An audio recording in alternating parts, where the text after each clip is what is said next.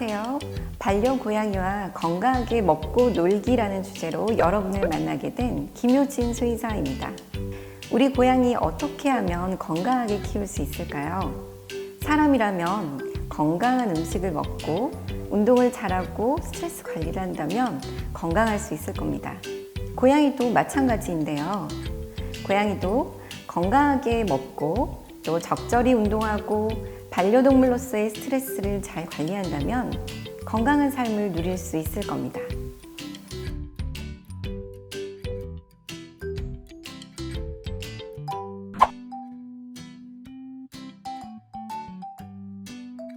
그렇다면 먼저 고양이를 어떻게 하면 건강하게 먹일 수 있을지 한번 알아보겠습니다.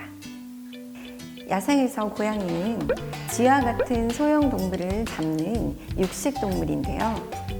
육식동물이기 때문에 잡식동물인 사람이 직관적으로 이해하기는 어렵습니다. 때문에 고양이 전용 사료를 먹여야 하고요. 이 사료를 그럼 어떻게 먹이면 좋을까요? 고양이는 야생에서 사냥으로 살아가는 경우 하루 10마리에서 20마리의 쥐를 잡는 사냥꾼인데요.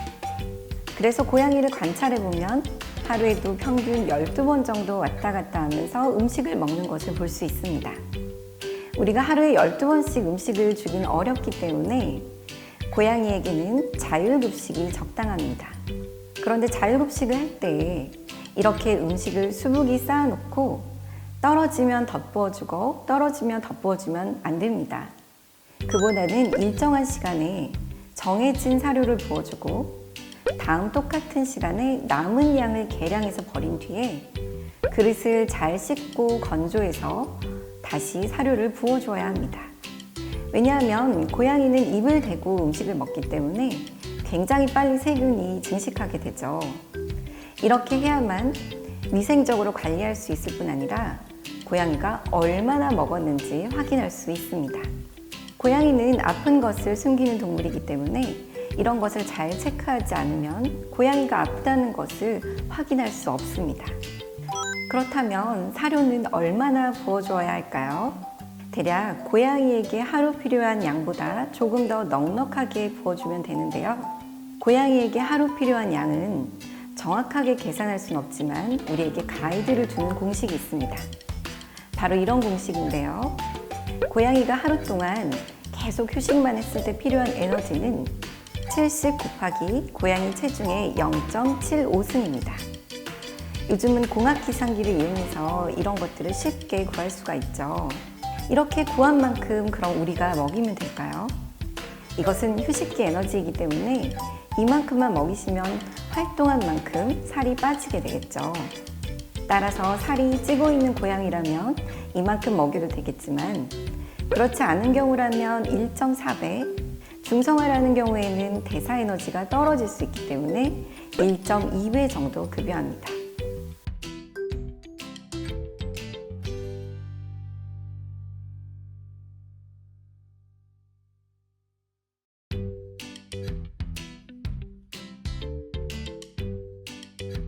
자, 우리가 공식을 배워봤는데요.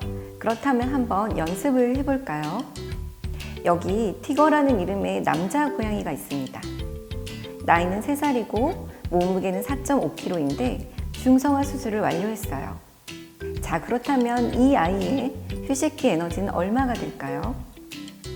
70 곱하기 4.5의 0.75승이니까 네, 약 216kcal가 되겠죠. 이거를 그대로 먹이면 될까요? 아니죠. 중성화를 한 성묘이기 때문에 이 공식에 1.2를 곱해 주어야 합니다. 그러면 하루에 약 259kcal를 먹여야 되는데요. 사실 이런 킬로칼로리로는 잘 와닿지 않으시죠? 얘를 사료량으로 바꾸어야 합니다. 사료의 뒷면을 보면 대사 에너지라는 것들이 있는데 이것은 킬로그램당 사료의 에너지가 됩니다. 이것을 1000으로 나누어주면 이 사료의 그램당 에너지가 되는데요. 자, 여기에 이 사료는 그램당 3.7kcal가 함유되어 있습니다. 그렇다면 아까 구했던 259를 3.7로 나누어주면 70, 즉 하루에 70g 정도 급여하면 되는 것입니다. 무엇보다 이렇게 급여하면서 우리 고양이의 체형이 적정한지 보셔야 하는데요.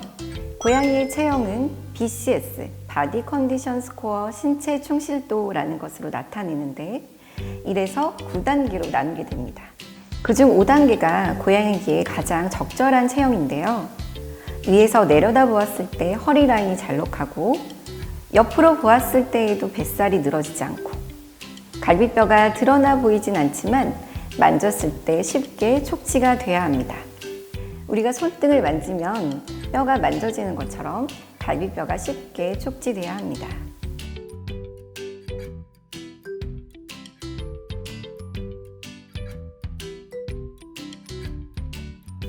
만약 우리 집 고양이의 체형이 이렇게 적절하지 못하고 뚱뚱하다거나 우리 집은 아기 고양이랑 노령 고양이가 함께 살고 있다거나 또는 아픈 고양이가 같이 있어서 처방식을 먹어야 하는 경우라면 제한급식을 하는 것이 적절합니다.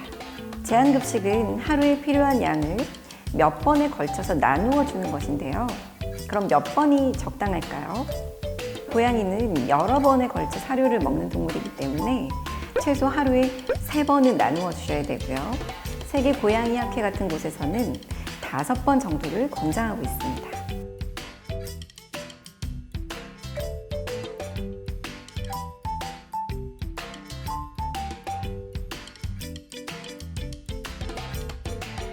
이렇게 건강하게 먹였다면 다음으로는 우리 고양이 적절하게 운동을 시켜야 하는데요. 고양이 하루 종일 잠을 자는 것처럼 보이지만 실제로 야생에서는 아까 하루에 10마리에서 20마리에 달하는 쥐를 잡는다고 했는데요.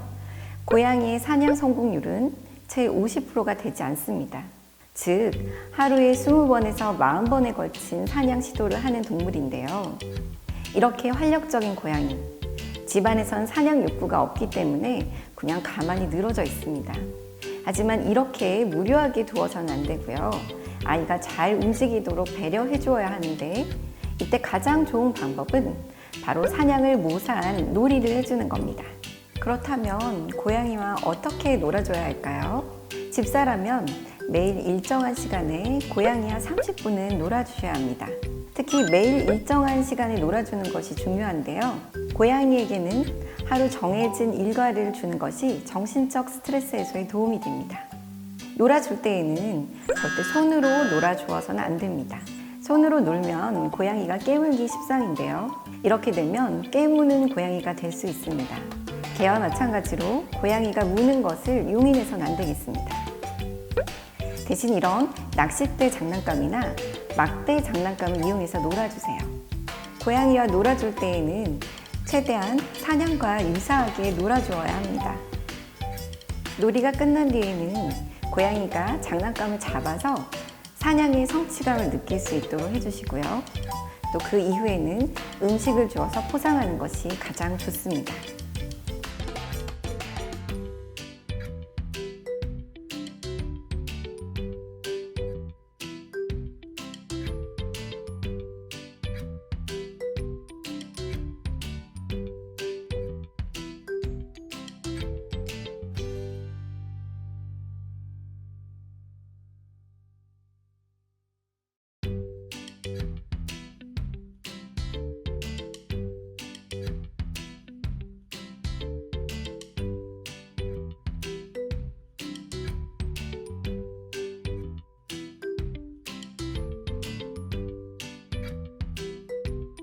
자, 이렇게 집사가 놀아주는 방법을 배웠는데요. 하루 24시간 중에 30분만 놀아준다고 고양이가 활력적이진 않겠죠. 고양이가 혼자서도 잘 놀 수 있도록 우리가 배려해 주어야 하는데 그때 여러 가지 장난감 중에서 우리가 퍼즐 장난감이라는 것을 이용해 볼 수 있습니다. 퍼즐 장난감은 장난감에 구멍이 뚫려 있어서 안에 사료나 간식을 넣어두면 고양이가 뒹굴뒹굴 갖고 놀다가 툭툭 떨어진 사료나 간식을 먹을 수 있는 장난감인데요. 이런 것을 통해서 음식을 급여하면 고양이가 사냥의 성취감을 느낄 수 있을 뿐 아니라 고양이가 이러한 사용법에 익숙해진다면 이런 퍼즐 장난감을 집안 곳곳에 숨겨주세요. 그러면 집사가 없는 동안에도 고양이는 집안을 탐색하면서 사냥의 즐거움을 느낄 수 있습니다.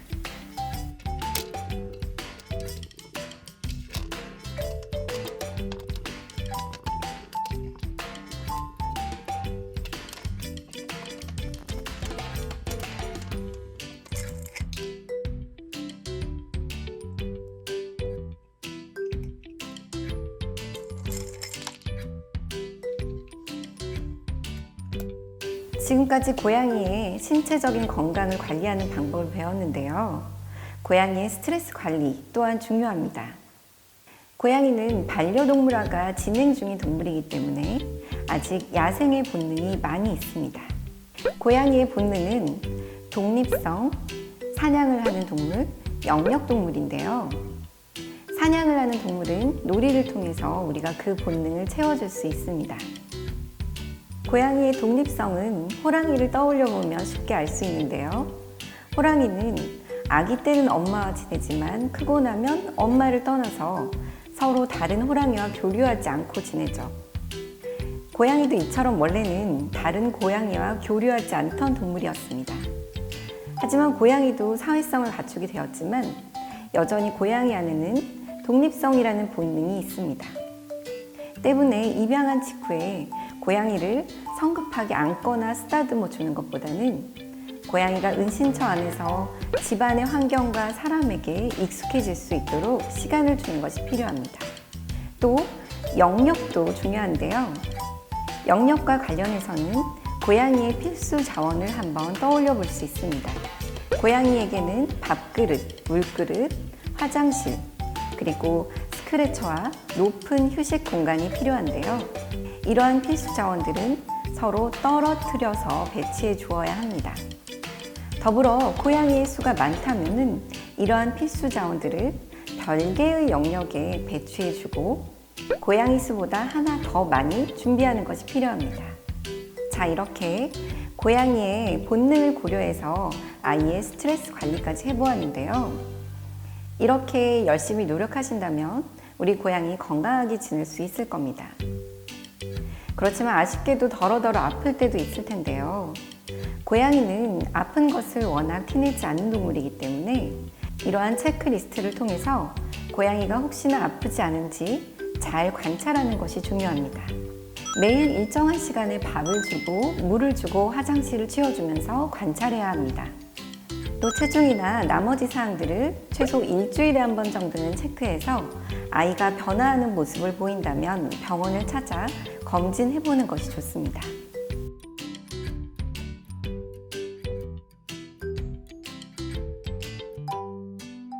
더불어서 예방의학도 중요한데요. 매년 정기접종을 해야 하고 심장사상충 예방을 해야 합니다. 특히 고양이는 아픈 것을 잘 티내지 않고 어린 연령부터도 유전적 질환 등이 잘 발생할 수 있기 때문에 어릴 때부터도 정기적으로 검진을 하는 것을 추천합니다. 이번 영상을 통해 꼭 기억해 주셨으면 하는 핵심 정보는 고양이를 건강하게 먹이고 잘 운동시키고 또 스트레스도 관리해 주자입니다. 특히 고양이는 아직 야생의 본능이 많이 남아있기 때문에 보호자가 잘 관찰해주고 관심을 가지는 것이 필요합니다. 그러면 여러분 모두 평생 행복 반려하세요. 고맙습니다.